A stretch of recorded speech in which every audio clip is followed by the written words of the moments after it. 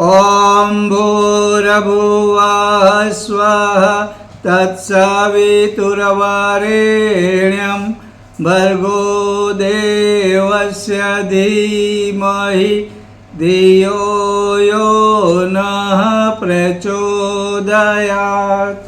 ॐ गुरुर्ब्रह्मा गुरुर्विष्णुः गुरुर्देवो महेश्वरः गुरुर्साक्षात् परब्रह्म तस्मै श्री गुरवे नमः। एक बार गिरनार से गुरु शिष्य भारत यात्रा के लिए निकले।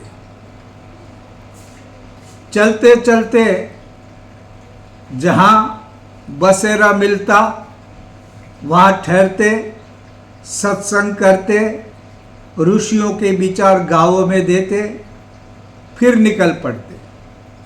कोई आसक्ति नहीं, कोई माया नहीं। राह में गुरु अपने शिष्य को ज्ञान की बातें कहते थे।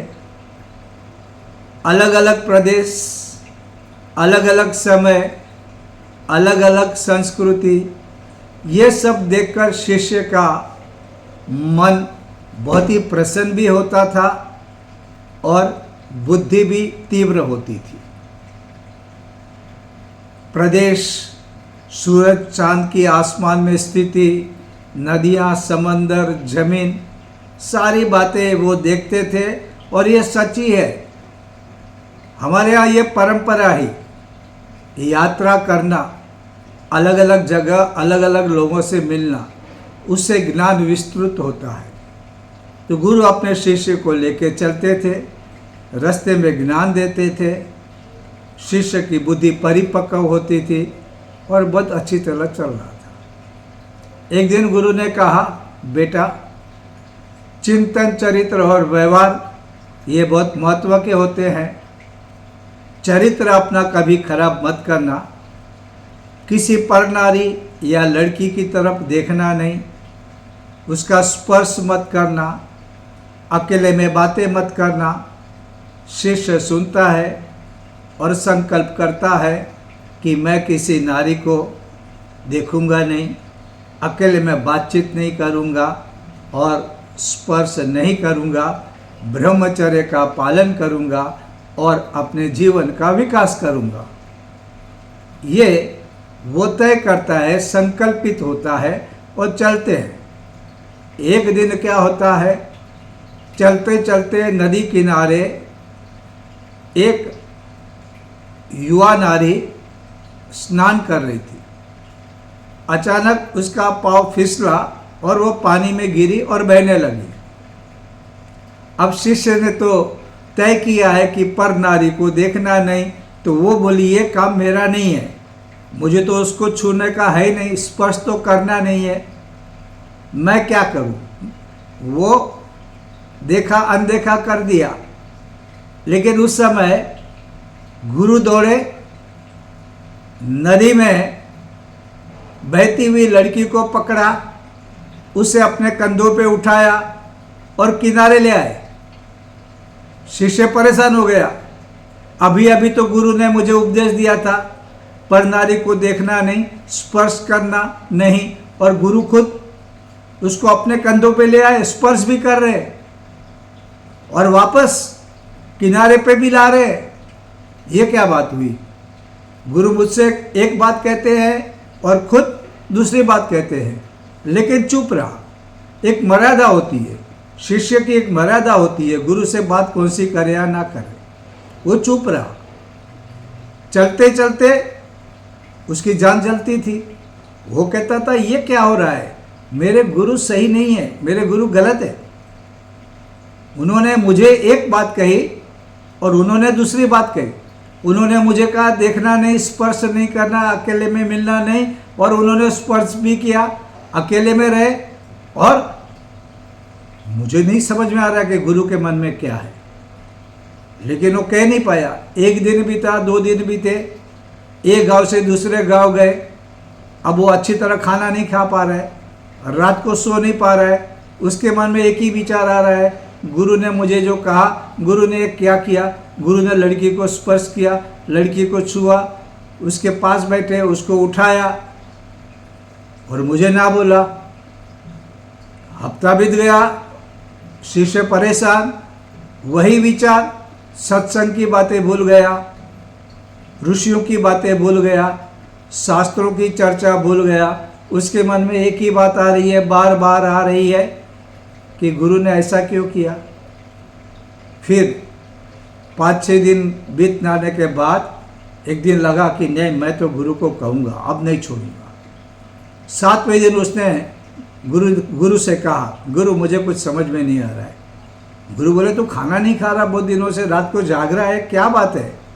गुरु मैं नहीं सो सकता, मैं खाना भी नहीं खा सकता हूँ और मैं आपके पास विदा लेने आया हूँ, मुझे विदा कर दो। गुरु ने पूछा, बेटा ऐसा क्या बात हो गया अचानक। बोला, गुरु आपको मैं भगवान समझता था, आपकी बातों में मैं आ गया, ऐसा लगता है। आपने मुझे जो कुछ भी कहा मैंने किया और मुझे अच्छा भी लगता था, मुझे भी लगता था कि मेरा जीवन विकास हो रहा है, मैं सब ठीक कर रहा हूँ। लेकिन गुरु अब तो बहुत हो गया, अब मैं तुमको जान गया, अभी मैं समझ गया। सामने प्रूफ है, सामने प्रूफ है। आपने लड़की को छुआ, आपने लड़की को उठाया और आपने मुझे ना बोला। आप सचमुच में आपके साथ रहना बेईमानी होगी, मुझे अभी ठीक नहीं लग रहा। आपके साथ रहूँगा तो मैं भी ढोंगी बाबा बन जाऊँगा, मुझे नहीं रहना है। मैं अपने आप, मुझे अच्छा लगेगा वैसा करूँगा, मुझे आपका शिष्य नहीं बनना, मुझे विदा दे दो। गुरु हंसे, बोला, बेटा ठीक है, विदा हो जा, चला जा, बात तो बता, ऐसी कौन सी बात हुई कि तुझे लग रहा है कि मुझे छोड़ के जाना चाहिए। तो शिष्य ने अपने मन की बात कह दी। उन्होंने बोला, गुरुजी आपने मुझे बताया पर नारी की तरफ देखना नहीं, पर नारी को छूना नहीं, अकेले में बात करना नहीं, लेकिन आपने सब कुछ किया। आपने उस लड़की को छुआ, उसको उठाया और ये सब कर मेरे सामने भी किया। मैं कैसे मान लूँ कि आपने जो किया वो ठीक किया। तो गुरु हंसे, बोलते, बेटा मैंने तो उस लड़की को उठाया और फिर छोड़ दिया, 20 मिनट का समय लगा मुझे, बात खत्म हो गई, कहानी खत्म हो गई। लेकिन एक हफ्ते से तेरे मन में वही लड़की अभी भी बैठी हुई है, क्या बात है बेटा। मेरे लिए तो 20 मिनट का खेल था, लड़की की जान बचानी थी, बचा ली, लेकिन तू तो अब भी उसे लेके बैठा है। रात को सोता है, दिन को सोता है, रात को सोता नहीं, खाना खाता नहीं और मुझसे रिश्ता तोड़ने को तैयार हो गया। बेटा सोच फिर से। बेटे ने, शिष्य ने चिंतन किया, गुरु का मुस्कुराता चेहरा देखा और समझ में आया कि मैं 7 दिन से एक ही चीज़ सोच रहा हूँ जिसकी मुझे ज़रूरत ही नहीं थी। मैं वो लड़की के बारे में, गुरु के बारे में सोचता रहा, ओवर थिंकिंग करता रहा, उससे कुछ न रिजल्ट मिला, भूख भी मर गई, गुरु के प्रति सम्मान भी कम हो गया। गुरुर ब्रह्मा गुरुर विष्णु बोलता था, अब मुझे गुरु 2% के लगे। सचमुच में कुछ गलती मेरी हो गई है। गुरु ने तो 20 मिनट में, फिर गुरु ने समझाया कि कैसे विवेक बुद्धि से काम लेना चाहिए और उन्होंने नया विषय लिया, विवेक बुद्धि, और उन्होंने कहा, बेटा सोचना, ये परमात्मा का वरदान है। सोच, विचार भगवान का दिया हुआ वरदान है, लेकिन अधिक सोचना, वो सोचना जो काम का नहीं, वो सोचना जो नुकसान करता है, जिससे भूख मरती है, जिससे रिश्ते टूटते हैं, जिससे बीमारियां आती है, ऐसी सोच तो श्राप है। और अगर रात दिन तू यही सोचेगा तो तेरा व्यक्तित्व बदल जाएगा। तू अपना भला नहीं कर पाएगा, तू दुनिया का भला क्या कर पाएगा। बेटा सोच, 2 दिन अकेले में सोच, फिर तुझे जाना है तो चला जाना, छोड़ देना। और शिष्य को असलियत पता चला और सचमुच में हमारे जीवन में भी ऐसी घटनाएं होती रहती हैं। ओवर थिंकिंग, अधिक सोचना, ये हमारे व्यक्तित्व का भाग बन गया है। सब कहते हैं ये तो सबके साथ होता है, लेकिन ज्यादा सोचना अच्छा नहीं है, नुकसान करता है। शारीरिक और मानसिक बीमारियां होती हैं, रिश्ते नाते टूटते हैं, कई बीमारियों के साथ साथ व्यवहार बिगड़ते हैं। कहते हैं प्रतिदिन हम लोग करीब 70-80 हजार विचार करते हैं, लेकिन उनमें ऐसे अधिकतर विचार होते हैं जो नकारात्मक है, निगेटिव है, और वो बार बार रिपीट होते हैं। सोचना है, एक बार सोचा ठीक, वही चीज बार बार सोचना। उसने मुझे शादी में गया था, नहीं बुलाया, उसने नहीं बुलाया, उसने मेरा अपमान किया। अब रात दिन जैसे कि बड़ा रत्न जमा करके रखा है, जैसे कि सोना रखा है अपनी तिजोरी में, वही चीज बार। शादी में जाना है, उसने बहुत मान रखा, अभी मैं शादी में जाऊँ या नहीं। 5 दिन सोचेगा, जाऊंगा तो मेरा अपमान होगा, तो उसका किसी का मान रखेंगे, तो मुझे स्टेज पे मेरी तस्वीर, मेरा फोटो नहीं निकाला, तो मुझे खाने में आके मुझे प्यार से परोसा नहीं, तो उसके कपड़े वैसे रहेंगे, मेरे कपड़े वैसे रहेंगे। वो शादी से पहले हफ्ता भर सोचता रहता है। उसको सामने वाले व्यक्ति के प्रति कोई मान नहीं, कोई प्यार नहीं, रात को सो नहीं पाता, दिन को खाना नहीं खा पाता, बीवी कुछ बात करती है तो क्रोध आता है, बच्चे को डांट देते हैं, नौकरों को परेशान कर देते हैं। क्या हो रहा है? ये ओवर थिंकिंग। और ओवर थिंकिंग, देखो, सोचना ये बहुत अच्छी बात है, ये भगवान का दिया हुआ एक अनोखा उपहार है। आभार मानना चाहिए, भगवान ने मन बुद्धि विचार दिए, लेकिन ज्यादा सोचना ये तो श्राप है, बहुत खतरनाक है। हमारे जीवन में वो नहीं आना चाहिए, उससे बहुत सारा नुकसान होता है। हमको इसके बारे में सावधान रहना चाहिए। पर हम लोग देखते हैं शादी ब्याह में, घर में पत्नी ने ऐसा बोला, मुझे इस तरह से अच्छी तरह रखा नहीं, वो दूसरों से हंस के बोलती है, मुझसे नहीं बात करती। मेरा भाई मिलता है तो दूसरों को मदद करता है, दूसरों के साथ खाना खाता है, दोस्तों के यहाँ रोज जाता है, लेकिन मेरे घर पे तो आता नहीं, आता है तो बोलता है कि मैं ये नहीं खाऊंगा, मैं नहीं पीऊँगा। ऐसा क्यों होता है? और वो बार बार सोचते रहेगा, फिर वही विचार आते रहेगा, जो विचार जो प्यार नहीं बढ़ाते, जो रिश्ते नाते नहीं बढ़ाते। ऐसी बातें सुन कर आदमी परेशान हो जाता है। तो ये घर में भी होता है, मेरा भाई, मेरी पत्नी, मेरे पति, मेरे बच्चे, रिश्ते नातों के बारे में ऐसा, बॉस मेरे साथ अच्छी तरह बात नहीं करता, उसको प्रमोशन दे रहा, क्यों दिया, उसने क्या किया, बार बार वो विचार आते रहते हैं। रात को सो नहीं पाता है आदमी, और आदमी पूरा परेशान होता है। तो ये जो ओवर थिंकिंग वाली बात है, ये आज की बीमारी, ये बीमारी है। सचमुच में देखेंगे तो ये रोग है, ये सामान्य घटना, सामान्य चीज नहीं है, लेकिन हम लोग मान लेते हैं। और कुछ चीजें तो ऐसी होती है जिससे कुछ मिलने वाला नहीं, जिससे कुछ डिसीजन नहीं ले पाएंगे, जिससे न कोई रिश्ता अच्छा हो जाएगा, जिससे कुछ फायदा भी नहीं होने वाला, न जिससे व्यक्तित्व अच्छा होगा, कुछ नहीं होने वाला। लेकिन वो चीज हम सोचते रहेंगे, बार सोचते रहेंगे, और नुकसान होता है। अभी मैंने एक जगह मैंने पढ़ा, मैं आपको पढ़ के सुनाता हूँ। उन्होंने जो बात लिखी वो हास्यास्पद हो सकती है, लगता है कि ये बकवास है, लेकिन ये हकीकत है। इसके बारे में आपको पता है, यूनाइटेड स्टेट्स अमेरिका, उसके 34वें जो राष्ट्रपति थे, उनका नाम था ड्वाइट डी आइजनहोवर। उन्हें एक व्यंग सबर बात कही। उन्होंने कहा, कुछ लोगों में तीव्र सहन शक्ति होती है, और कुछ लोगों को स्मृति होती है, जो बातें बहुत बहुत यादें रहती है। और कुछ लोग ऐसे होते हैं जो अपनी स्मृति को बनाए रखते हैं, और कुछ लोग ऐसे होते हैं कि जो बात बनी नहीं, जो बात कभी बनी नहीं, उन बातों को जीवन भर सतत याद रखते हैं। ये कौन लोग? ओवरथिंकिंग। मैं अगर उधर नहीं गया तो मुझे बुलाएंगे, मैं जाऊंगा तो बुलाएंगे नहीं, फिर मेरा अपमान होगा, फिर मैं नहीं जाऊंगा, फिर उसको अपमान करूंगा।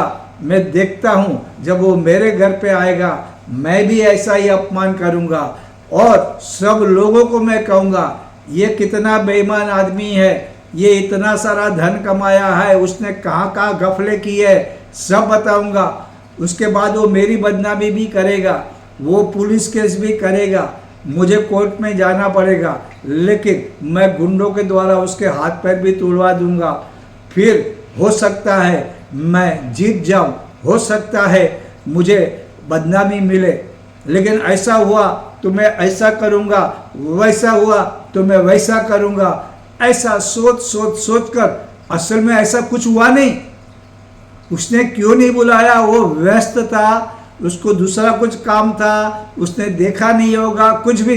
लेकिन इसकी जो कहानी आपने शेख चली की बात सुनी होगी, उसी तरह ये सोचता है ऐसा हुआ, ऐसा करूंगा, ऐसा करूंगा। बात ऐसी कुछ भी नहीं, लेकिन वो सोचता है, रोज सोचता है, रात को सोचता है, दिन को सोचता है, अकेले में सोचता है, भीड़ में सोचता है।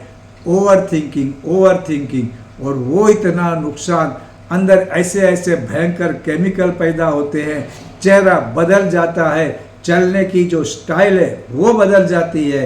ये ओवर थिंकिंग बहुत परेशान करता है। इसलिए आज के ज़माने में सबसे खतरनाक चीज़ है ओवर थिंकिंग। परम पूज्य गुरुदेव ने कई साल पहले देखा होगा, सोचा होगा कि आने वाले समय में ये ओवर थिंकिंग, ये चिंतन, ये सोच कुछ अलग हो जाएगी, परेशानी करेगी।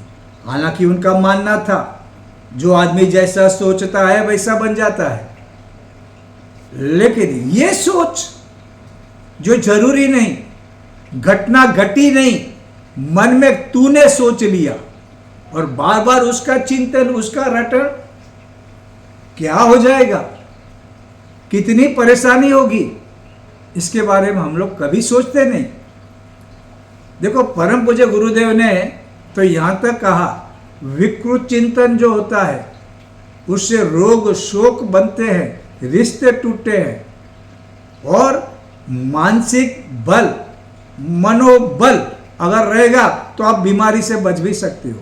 लेकिन पुरानी बातें याद करते रहेंगे। गुरुदेव ने कहा कि ये नदी का प्रवाह, ये समय नदी का प्रवाह है, उसमें जो कुछ भी तुझे बुरा लगता है उसको जाने दे, बहने दे, बह जाएगा, तू मुक्त हो जा। तू क्यों बार बार सोचता है? देखो, एक छोटी सी किताब है, परम पूज्य गुरुदेव ने लिखा है, मनोबल द्वारा रोग निवारण। मनोबल द्वारा रोग निवारण, छोटी सी किताब है। तो इसमें उन्होंने क्या लिखा है, आप ध्यान से सुने। यह भी याद रखें कि ऐसे समय जब मन में पुरानी दुखद स्मृतियां सजग हो तो उन्हें भुला देने में ही श्रेष्ठता है। किसी ने किया हुआ अपमान, कोई आर्थिक नुकसान, कोई अप्रिय बातों को भुलाना आवश्यक है। यदि तुम शरीर से, मन से और आचरण से स्वस्थ होना चाहते हो तो अस्वस्थता की सारी बातें भूल जाओ। माना कि किसी ने तुम्हारे अपने ने ही तुम्हें चोट पहुंचाई है, तुम्हारा दिल दुखाया है, तो क्या तुम उसे लेकर मानसिक उलझनों में लगे रहोगे? अरे भाई, अरे बहन, उन कष्टदायक अप्रिय प्रसंगों को भूल जाओ। किसी के प्रति द्वेष या नफरत नहीं रखना। किसी का बुरा करने की भावना कभी मत रखना। बुरे शब्दों का प्रयोग भी कभी मत करना और व्यवहार भी किसी से बुरा न करना। अब कई सालों पहले मैं बताऊं, ये बात परम पूज्य गुरुदेव ने मेरे ख्याल से ये जो है उन्होंने, मैं आपको पढ़ के देखता हूँ कि 1959 में लिखा था। 1959, हमारे में से बहुत से लोगों का जन्म भी नहीं हुआ होगा तब की बात है। और ये तो दुखद घटनाओं के बारे में गुरुदेव लिखते हैं। कुछ लोग तो ऐसे जो घटना घटी नहीं, उन्होंने इमेजिन की, उन्होंने सोचा ऐसा होगा तो ऐसा होगा, तो ऐसा हुआ ही नहीं है, वो होगा भी नहीं, लेकिन वो सोच रहे हैं ऐसा होगा तो ऐसा हुआ तो मैं ये करूँगा, ऐसा होगा, ऐसी कंडीशन आएगी, ऐसी परिस्थिति आएगी, फिर मैं क्या करूँगा, और अपने आप को परेशान करता है। अपने आप को देखो, परेशान आदमी दूसरों को भी परेशान किए बिना रहता नहीं। पति परेशान होगा तो बीवी को भी वो परेशान करेगा ही। घर के सभी लोगों को कुछ ना कुछ नुकसान तो होता ही है। शरीर को होता है, वो अलग है। भविष्य हमारा बदलता है, ये बात अलग है। इसलिए ओवर थिंकिंग यह एक रोग है, और रोग जब होता है तो उसको दूर करने में ज़्यादा विजडम है।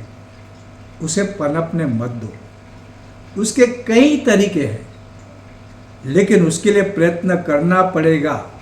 ये अपने आप नहीं होगा, क्योंकि वो आदत बनती जाती है। जिसकी आदत बनती है ना, फिर रात आएगी, सोच शुरू, रात को नींद नहीं, रात को नींद नहीं, कुछ भी करो, गोलियां लोगे, गोलियों का पावर बढ़ाना पड़ेगा, फिर वही परेशानी। उठे तो पूरे के पूरे उलझे परेशान, नींद आ रही है, आंखें नहीं खुल रही, ताजगी नहीं, खाने में स्वाद नहीं, ये ऐसा होता है। और कई लोग बीमारियों के बारे में भी ऐसा ही सोचते हैं, कल्पना कर लेते हैं। न्यूज़पेपर लिया, ऐसा न्यूज़पेपर ले लिया, चलो ये न्यूज़पेपर ले लिया।